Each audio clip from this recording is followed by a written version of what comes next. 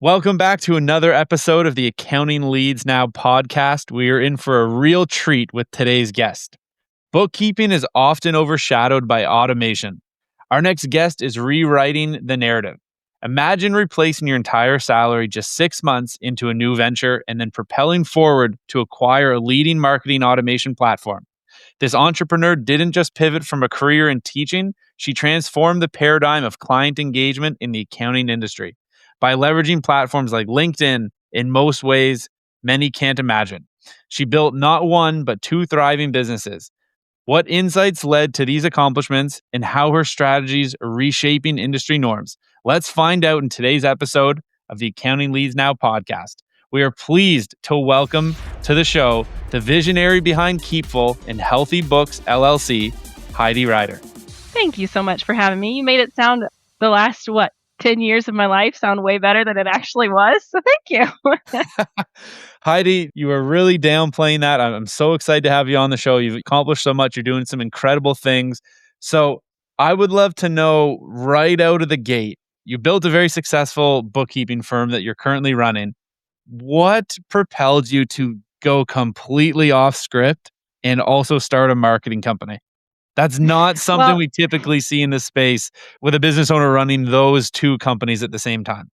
I was a little voluntold at the beginning, I will say. I was working with bookkeepers.com at the time while running my bookkeeping business, and they were starting the marketing side. We saw a real need for it. I personally love the admin and the marketing side of the business. I know I'm a little bit odd in that case, but I do. I found that when I started my bookkeeping business, I really was just doing it because we needed some more income once I had my daughter. But then once I was in it, I was like, I love the admin side. I love doing the business owner things, I love leading my team. And then I also love the marketing side. So when we started this marketing automation as a joint venture between me and bookkeepers.com, it was a good fit. It was the best of all the worlds, right? Yeah, so interesting. I mean, I'm thinking of the overlap or the rings as they overlap. It's not typically something you see. So what is it about on the marketing side that you love? I mean, that again, from speaking to many firm owners, that's typically not the area that they get super excited about. It's one that they don't want to focus on. It drains them. What is it specifically about marketing, not only just for your firm, but for other firms that you love? Well, one, it's a creative outlet for me. With bookkeeping, it's pretty set in stone, right? You have your processes, you have your tasks, you have to do what you have to do. But the creativity comes in when you're designing the websites, you're creating the templates for emails, you're doing the new newsletter. I love the creativity that I get to kind of unleash when I'm helping people with their marketing and doing marketing for myself. The other piece of it is helping people. And that's the same for both businesses, right? Where you are really helping people. And I saw it with the big need in the marketing side of most accounting firms. I really feel like I can help people not only grow their own firm, but also expand their team, which then, of course, reaches like just the ripple effect of helping people is good in both my bookkeeping business and in the marketing side of things. And I think the thing that really intrigues me in marketing is a lot of it's psychology, and you get to study people. And it's fun to study people. People are interesting. So I do find it very intriguing to continue to learn more about marketing, learn more about the psychology behind it. Like a lot of tactics might change, but the psychology of people doesn't really change that much over the years. So being able to kind of study what stays the same is fun for me. Yeah, very interesting. So you're running two firms now. How do you manage the two different businesses? I think it's a juggling act at all times. I don't want to say balance because I'm not sure there is a way to keep a balance when I have 4 children and I homeschool and then trying to do, the business and all of that. So I don't want to say it's balance because I'm not sure I'm doing such a good job balancing it, but just juggling to make sure that the important things don't get dropped, right? So some days there's more bookkeeping tasks that I have to work on and fewer of the marketing. And then other times it's flip flopped. And then sometimes it's like not much work gets done. Like this last week, I had sick kiddos and not much work was getting done. So it's just kind of a constant juggle, I guess. You're so humble, Heidi. I mean, 4 kids. I don't have any of my own, so I can't imagine and one business is enough. So I can't imagine throwing a second business and 4 kids into the equation and how that works. So what you're doing is incredible. What would you say to the firm owner who doesn't share the same passion as marketing as you do, but they know they need something in place. They need to be getting in front of new people. If they're not doing it, their competitor is. What's your message to that listener who's like, yeah, I know I need to be doing more, but I don't like doing it. So usually I find the scary thing is the thing we need to do, right? And sometimes just talking, reaching out to someone, asking for help can be a little scary, especially when it's something that you're not very good at or you don't really enjoy. But I think it's super important to find what's working and do that. Instead of reinventing the wheel or trying to figure it out on your own, reach out, whether it's a community of bookkeepers and accountants. I find a lot of them are very collaborative. So they're willing to talk with you what's working for them, how they're doing things. And then also, people like us, right? You and I, where we're willing to help, we're willing to reach out and help them reach their goals. But before you can ask for help, you have to be crystal clear on what you need and where you're headed. And so it can be scary to sit down and think, okay, what are my goals? What are my quantifiable goals? And how do I need to get there? And so this could be, revenue goals or client goals. Really get crystal clear on what that looks like to you. And then that also helps as you're mapping out how to get there. That can help with who you need to reach out to help you reach your goals. Because there's different strategies to get clients, right? There's different strategies that all people take. But some things work, some things don't. So don't go it alone and try to, figure out what's working and what's not. But then also knowing who to reach out to for assistance or as the expert really comes down to what you're trying to accomplish. And you don't know what you're trying to accomplish if you're just throwing spaghetti at the wall. So that would be my advice would be start with a vision again. That's what I always say to everybody. Start with your vision. What do you really want your firm to look like? What are you really going for? What and how to get there? And have someone in your corner to help you get there. Yeah, the who, not how. Yep. What is it that's in your firm, Heidi, on the marketing or the bookkeeping side that maybe you don't feel as like that's where your strengths are or you don't like doing? I'm kind of just going reverse from the marketing side because again, I can't stress this enough. That's typically not what most accounting and bookkeeping firm owners love to do is the marketing. You do, which is incredible. What's the thing in your business that you don't like doing or that maybe scares you a bit or you have just decided, you know what, I am going to reach out for help with this. I have, we've hired a contractor, we've outsourced this. I'd love to know what that side of the coin looks like. Don't kill me for this. It's the actual bookkeeping. Okay. I do not like bookkeeping. I can do it. I dread it if I have to do it. I would not say I'm the best at it. So I have a team. I started out with a team member that I trained and put through Bookkeeper launch training, made sure they were trained. I can still answer their questions. I'm still their go-to person. But if I don't have to be in the books except once a month, I am thrilled about it. I was not expecting that as an answer. I'm not going to lie.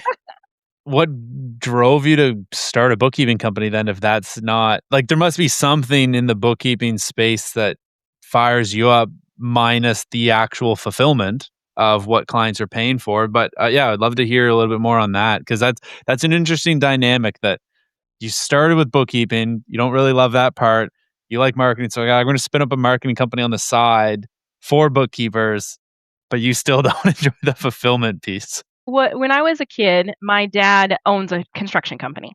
And I was always like, I'm going to do I'm going to work with your receipts. I'm going to help you with your books. Like, I loved, again, the office admin side of things. I always wanted to help him stay organized. But I actually went to college to be a math teacher.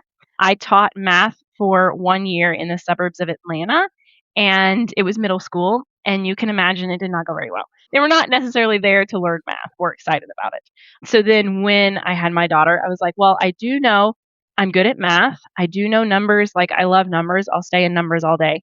What can I do from home that will bring in some income with these things that I know about myself? And that's when I landed on bookkeeping. I didn't have any like formal background in bookkeeping per se. It was just kind of the numbers side of things. So when I started I also took Bookkeeper launch for the training side of it, learned how to do the skill, learned how to start the business, got that all up and running. And like you mentioned earlier, 6 months into it, I had replaced my teacher salary. And so I realized like, hey, this is a really good business model in the sense of there's not a lot of overhead. I can be very flexible around, my kids' schedules. This is a fantastic business for me as a stay-at-home mom. And I realized like as I started working for bookkeepers.com, I realized I don't want to say the majority, but there's a large percentage of people that are very similar to me in their stay-at-home moms. They're doing it for money on the side and they're realizing like, hey, this business can actually go somewhere and they're taking it there. So I love to, again, back to love to help people. And I see in the bookkeeping community, I see a lot of people that are very similar to myself and I can help them because I understand them, right? That's kind of where the part that's consistent across both businesses is I love helping people. And so when I sit down, I like to have meetings with my clients and go over their financials. That's the part that I love is I love taking the numbers and using them for them and explaining like, here's what this means in your business. Here's how you can, here's what we want to watch to make sure you reach those goals we talked about last year. And so like just being able to really help them use their numbers because most of them are not numbers people and help them to understand it. That's what fires me up about bookkeeping. Okay, interesting. You're doing marketing for bookkeepers. Who are your clientele on the bookkeeping side of your business? Mostly chiropractors. I have some Interesting. other industries that I serve, but a lot of them are chiropractors. Have you played around with pushing your marketing offer for chiropractors? I've thought about the idea, but I don't understand that side of the chiropractic, like the practices, as clearly as I understand it from the bookkeeping. Like I have grown my bookkeeping business from the ground up. I understand how to market it. I know how to get it out there. I know at least from my perspective, I know what works and what doesn't, what I've done. I can tell you what not to do. But when it comes to starting and growing a chiropractic practice, I don't know the first thing. Like I know what the numbers are supposed to look like. I can tell you, what a first to a third year chiropractic practice numbers should be, what your profit should be. But there's no way I could tell you how to get from year 3 to year 10 and reach your goals and sell and that kind of thing. Yeah. Okay. Interesting. Yeah. I was curious if there was a play there too. I mean, you bring someone in, you're able to basically have them as a client for two different businesses. But yeah, that makes sense. You're sticking where you're good at. That's Yeah. what I'm trying to do. Yeah, very cool. So we're going to be at GrowCon in a couple weeks. By the time this episode comes out, GrowCon has probably happened. It'll be in our rear view. This might be an interesting question for retrospective to look back on, but what are you hoping to get out of attending GrowCon this year?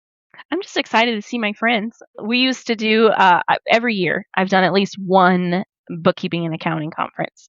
And it's a great time, one, for me to get away. It's one of the few times in the year that I get to just focus only on business stuff and not have to be mom and business owner. So it's a really good time for me to just kind of let loose, hang out with my friends, get refreshed a little bit. And I also really like to sit down and map out what I want the next year to look like. So it's a goal setting time for me. It's a connecting. A lot of even down to owning Keepful, all of the things, the big changes or milestones in my business have come from in-person conferences like this. So the people I meet are just incredible. The relationships that I'm able to foster after that really are what affect my business in a positive way. And so I'm just excited. I'm excited to meet you in person. I'm excited to get to meet and see everybody. Yeah, very cool. Let's expand on that a little bit more because in person events, for those who attend, know how valuable they are. For those who maybe haven't had the opportunity to attend any yet, they don't know maybe what they're missing out on. Talk a little bit about from attending as the bookkeeping professional, how beneficial it is to just enhance your craft, but then also attending it as a vendor. And bookkeepers, obviously accountants, everyone, they could attend their industry's trade shows to get out there a little bit. So you have an interesting vantage point from both sides of the coin as the bookkeeping professional, as the vendor. I would love to hear some insight or why people should look at attending more shows, what they can get out of it, but more importantly, maybe from the bookkeeping side, why they should be going to their industry events. From a bookkeeper's perspective, how it's beneficial, the connections, the network. Business ownership can feel very lonely. And on those days when you're just wanting to burn it all down, because we all have those, it Yeah. can be so important to have other voices around that either you can vent to or understand you. Because even if like a friend or a spouse or whatever, like they don't fully get it unless they're in the trenches running a business, knowing what it's like. It can take away that loneliness from business ownership, which in turn, in my belief, helps you grow your business.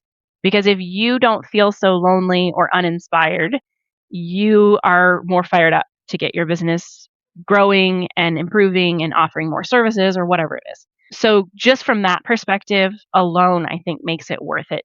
One of the hurdles that I've seen a lot of bookkeeping and accounting people have to get over is the mindset around spending the money for it, because these conferences can be expensive to attend between the ticket and the hotel and the airfare and all of that. It can get to be a lot. But I challenge you to look at it as a investment and almost track your return on investment. The fact that like I will go to these events worn out. And especially when I was before I even owned Keepful, and I was, I didn't like bookkeeping, and so just that was my only thing, and I was like lived and breathed bookkeeping. Going to these events was life-saving for me because it was like I would be so worn out and just tired of doing it all, and then I would get there and meet people, have a great time, see different perspectives, and then of course, you have the speakers that are really great at what they do, and some of them are motivational, so it just all of it can really help with the mindset, whether it's the loneliness or the worn out or any of it, like it, and it gives you ideas, of course. I always walk away with a notebook of list of things, and then I only do about half of them once I get home, but still, it's better than none at all, right? Yeah. I mean, I'm thinking I go to a marketing conference once a quarter, approximately once a quarter for the mastermind I'm a part of. The book is just full at the end of the 3 days of ideas and strategies and notes. I'd be lucky to say 50% of it gets applied after. And that's not from just not doing it. It's after just trying to really focus in on what are the 3 to 4 things that we want to focus on the next quarter. And it is just kind of wild. Every once in a while, I'll go back through those books and I'm like, wow, that's still a really good idea from 2 years ago. I should probably prioritize that and then something else comes up. But that's a piece of advice I'll kind of piggyback on is when you attend those shows, there's so much going on. You feel like you're drinking from a fire hose. All the conversations in the hallway, at the lobby, the restaurants. There's so much valuable stuff happening outside of the actual conference room itself. But it's really important to then take a few minutes, be super intentional and think, okay, what do I actually want to do between now and whatever that next date is? Otherwise, you just have a book full of amazing ideas that never get implemented and that it was kind of a waste of time and you don't get the ROI. So I like how you were talking about measuring that, taking notes, and most importantly, implementing what it is that you're taking in. Yeah. One of the things, really good point, because one of the things that I like to do right when I get there, so before any sessions or anything, I take a minute to think about like, what are the problems in my business right now? Because the important thing is fixing the problems first. And then you can start to implement all the great ideas that you have or that you hear about. So, like thinking through what are the problems. And then when those are at the forefront of your mind, when you're having conversations with other people, you might not even be talking about the problem that you have in your business, but their conversation with you might spur the solution. Or they might be sharing, here's what I did with this in my business, and that spurs the solution. So, just knowing what those problem areas are in your business and what you want to solve can really help. And then I also like to go through the list because a lot of things that are good to do, if they're done at the wrong time or in the wrong priority, they're the wrong thing to do, which is, I think, what you were alluding to. You have a whole book, and then not all of them might be the best thing for your business at this moment. So I like to look through the list, and see what's actually going to move the needle in my business and help me reach my goals. Again, going back to your goals, if your goal is to increase revenue this year, then look through those items and say, which ones of these actually affect the top line of my business? And then inside of that bucket, the ones that are going to help push you towards your goals, which ones are the easiest to implement? Because if you start with the easiest ones to implement, you're going to see some quick wins and it's going to keep you motivated to keep moving. If you start with the ones that take a long time to implement, you're going to feel like you're getting nowhere and you're going to give up a whole lot faster. So that's kind of what I've decided to do, is like sit down at the beginning, figure out what are my problems that I want to solve, this through either what I'm learning about in the speeches or when I'm talking to people. And then once you have that list at the end, really being crystal clear on what are my goals and which ones of these actually take me there. I love that. It's just about being intentional. That's the biggest thing I'm hearing from what you're saying. Just be intentional and then be very actionable to get those things done. I mean, money loves speed. Is that what they say? Is that the expression? I have no idea. No? Okay, I might be making that up. It could be something similar. We almost need a third party to I need a bug in my ear to say, yeah, that was right or that wasn't. Verify. Yeah. We'll chat GPT it later. It's Yeah, okay. yeah, exactly. For people who are attending shows or thinking about which ones to attend, do you have any criteria or kind of a thought process of how to decide which ones to go to? Because you did mention like they're not the cheapest things to go to. They are a great investment. Sometimes you're not going to see that return right away, but depending on where you're based in the country, you're talking flights, hotels, could be renting a car, meals, the ticket itself to the event, all the things that are happening afterwards. How do you go about deciding one from Keepful, where to invest your money to be a sponsor, and where do you think about what shows to attend as a bookkeeping professional? That's a great question, actually, because this also works for anybody wanting to go to a trade show as a vendor. Really think about the intent of the attendees that are there. GrowCon, they're very intentional about these are owners of the businesses that are really wanting to take their business to the next level. These are intentional people. I want to be in that room because I want to be that kind of business owner myself. From the Keepful sponsorship side, those are the kind of people I want to help. I know I can help them, and so I want to let them know I exist so that I can get out there and help them. I want to work with people that have some goals, that know they're wanting to grow their business. They're not just, oh, whatever my business becomes, it becomes, right? They want to have that intention. And so if I want to serve those kind of people, I want to be in the room with them. So that's kind of how I choose is like a lot of times you'll get a feel for the event, whether it's on their website or their social media output or whatever it is that you can find, or even if you can talk to some people who've gone to them, kind of get a feel for what are the intention of the attendees and is that the kind of room I want to be in? Are those the kind of people that I want to start to build a network with and go with that? Great advice.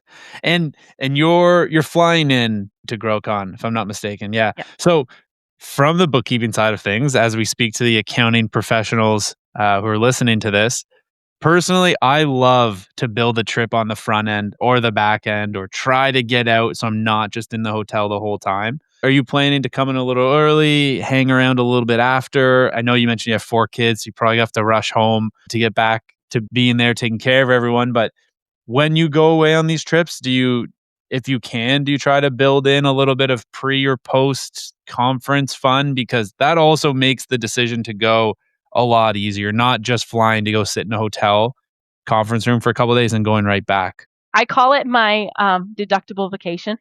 Nice. Because a lot of times we don't get a big vacation for the year. So yes, I do if I can. A lot of times conferences are like Monday through Thursday or Tuesday through Friday or whatever, right? So I try to get whatever that weekend is and tack on that weekend because typically it's easier to get childcare for the weekend than it is for the week actually. So I do try to tack on the weekends. This year my childcare is a little bit different, so I'm not able to do as much. But I do think I'm flying in Saturday instead of Sunday, if I remember right. I just bought my ticket and I've already forgotten. But yes, I've done it both. I've stayed a little bit longer after and I've gone a little bit earlier before. And I actually find I enjoy the before better. It gives me a chance to kind of switch my mindset from go, go, go, go, go, trying to get all the things done to, okay, I'm here to be intentional. I'm here for these goals. I'm here with these problems in my business. It gives me that chance to kind of take a breath before I jump in. And usually at the end of a conference, I'm wiped out. Yeah. So a lot of times I'm just like, let me go home. I'm ready to sleep. Like I'm done. Interesting. I've done both. I kind of like hanging around after. And as I say this, I don't have children at home, so very different vantage point from mother of 4 versus I don't have children, but the hanging around afterwards, yes, I'm tired, but it's a nice like I'm not tired and then going to the airport and back into normal life, normal fires of the business. I've had a lot of fun hanging around the area wherever the shows are after, maybe taking some time in the hotel room, going to the beach, going on a hike, just exploring the city, wherever it is. And then I find it's a lot more time for all those ideas to soak in. And then you can still filter through, okay, this still is a really good idea. This one wasn't. And at least for me, that's what's worked, but to each their own. But I think either way, if you can, getting something in there so you're not just fly right in, fly right out, and you're back into the everyday chaos and noise. That I think is helps get a ton of ROI from attending these types of events. 100%. Yeah, because the hardest thing is as soon as you get back home, you're right back into catching up your emails, doing all the, like you said, putting out all the fires, right? So if you can get any extra time outside of the sessions, I think it is super beneficial. Yeah. Awesome. So Heidi, we're changing things up a little bit on the last handful of episodes as we've rebranded from CFO Chronicles to Accounting Leads Now podcast. I used to always ask our guests, what is the best piece of advice you've ever received? And you're more than welcome to share that. However, I am very curious. We want to make this extremely actionable for all of our listeners. So when the episode's done, they can go implement something right away within their business or their personal life that will propel them forward, help them grow, help them make more money, free up time, whatever it is. What would be your one piece of advice that is super actionable for the listeners to go and implement that will better their current situation by the time this episode ends? Well, you put me on the spot here. That's a lot of pressure. It's okay. I would say think through your last week, like the tasks that you've done in the last week. What is something tedious, repetitive, or that drains energy from you? And list it out. It could be multiple things, whatever. What are the tasks that you've done in the last week? Any one of those three things. And then see if there's a way to automate it. Because the beautiful thing that we live in today is most things, a lot of things, except laundry for some reason, can be automated. And so I would say if you can take those little tasks off, even if they're like a second to do or a minute here and a minute there, anything that you can take off your plate that is repetitive will save you time. If it's time draining for you, you'll see a change in your business if you take those things off your plate. So that would be my advice is think through the tasks and see what you can automate. Eliminate, automate, delegate. Yep. Very cool. Heidi, thank you so much for coming on the Accounting Leads Now podcast. I'm so excited to meet you in person in a couple of weeks. I know we're going to have some awesome conversations there. Excited to share the stage with you as a panelist for the marketing discussion. And that's going to be a lot of fun. How can people get in touch with you? They want to continue the conversation. What's the best way for them to reach out? Well, I do have my calendar on keepful.com. There's a little schedule a chat, and I'm the only one that does those right now. So they can go and schedule a chat with me. I'm also on LinkedIn, and that's probably where I'm the most active when it comes to my social media. I have someone that manages my Facebook and Instagram, so I'm not on there very much. But LinkedIn is usually the easiest way to get a hold of me. Perfect. We'll make sure all those links are in the show notes. Again, Heidi, thank you for coming on. Really appreciate it. And we'll see you in a couple of weeks. Thank you so much for having me. I can't wait. That's a wrap on another episode of the Accounting Leads Now podcast. If you got something out of today's conversation, do me a favor. Hit subscribe so you never miss an episode and leave us a review wherever you're listening. It genuinely helps this show grow. And the bigger this community gets, the better the conversations we can bring you. Now, here's the part I actually care about most. If you're running a firm and you're still relying on word of mouth to bring in new clients, I want you to hear this. Referrals aren't a growth strategy. I'll say that again. Referrals are not a growth strategy. They're a hope strategy. If you're ready to stop hoping and start building a system that brings qualified prospects to you consistently, go to accountingleadsnow.com and book a call with my team. We work exclusively with accounting, bookkeeping, and tax firms. We'll look at your situation specifically and tell you what we would do if it was our firm on the line for bringing in new clients. And if you want to go deeper on your own first, I wrote a book called Book Solid, Digital Marketing Strategies that actually work for accounting firms. It's the digital marketing playbook built specifically for accounting, bookkeeping, and tax firms. Link to grab a copy is in the show notes. Thanks again for listening, and we'll catch you on the next one.